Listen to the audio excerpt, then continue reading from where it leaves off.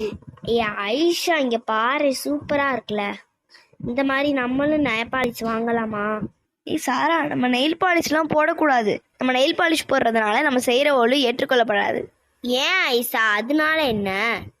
ஏன்னா நம்ம nail polish போடும்போது அது ஒரு லேயராக நம்மளோட நகத்தில் ஃபார்ம் ஆகும். இந்த லேயர் நம்ம ஒழு செய்யும் போது நம்ம கையில் தண்ணி படாமல் தடுக்கும். இதனால நம்ம செய்கிற ஒழு முழுசாக நிறைவேறாமல் போயிடும். நம்ம ஒழுங்காக ஒழு செய்யலைன்னா நம்மளோட தொழுகை ஏற்றுக்கொள்ளப்படாது.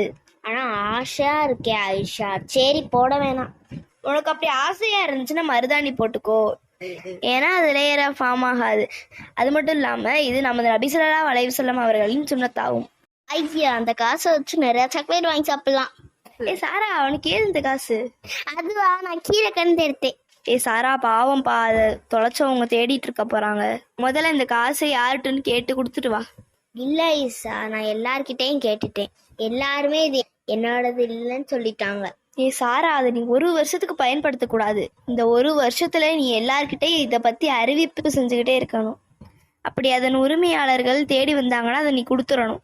அப்படி வரலன்னா நீ இஷ்டப்படி நீ செலவு செஞ்சுக்கலாம்.